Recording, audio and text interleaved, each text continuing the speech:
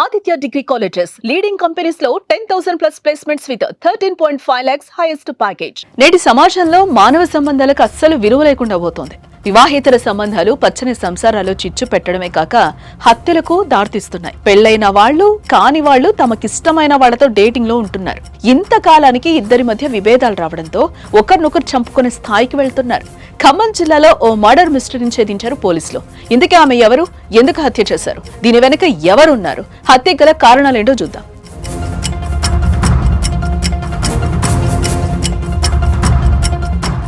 ఖమ్మం జిల్లా కొణిజర్ల మండలం విక్రమ్ నగర్ నుంచి కొద్ది రోజుల క్రితం మిస్ అయిన ఓ మహిళ కేసు మిస్టరీని పోలీసులు ఛేదించడం జరిగింది. ఇల్లీగల్ వ్యవహారమే ఆ మహిళ మృతికి కారణమని తేల్చారు పోలీసులు. కొణిజర్ల మండలం విక్రమ్ నగర్ కి చెందిన మదన్ పెళ్లైన కొంతకాలానికి భార్యతో విభేదాలు రావడంతో ఆమెను వదిలేశాడు.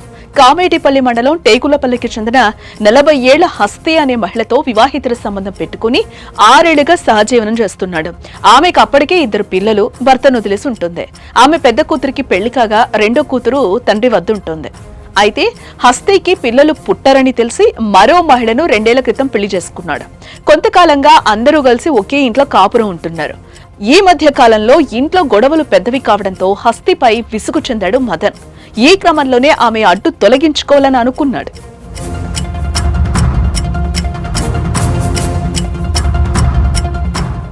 హస్తిని చంపేస్తే తనకు మనశ్శాంతి ఉంటుందని అనుకున్నాడు మదన్.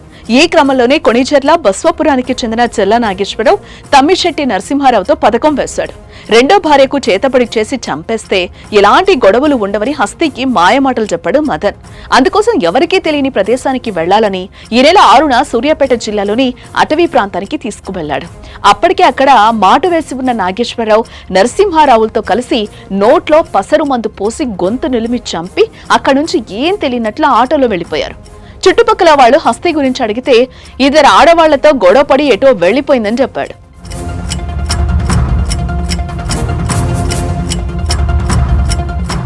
హస్తితో ఆమె పిల్లలు తరచూ మాట్లాడేవారు. వారం రోజులుగా తల్లి మాట్లాడకపోవడంతో అనుమానం వచ్చి పోలీసులకు ఫిర్యాదు చేశారు. అయితే మదన్ వ్యవహారంపై అనుమానాలు ఉన్నాయని హస్తి కూతుళ్లు చెప్పడంతో ఆ కోణంలో దర్యాప్తు చేశారు. ఈ క్రమంలోనే మదన్ ని అదుపులోకి తీసుకుని తమదైన స్టైల్లో విచారించగా అసలు నిజం చెప్పాడు.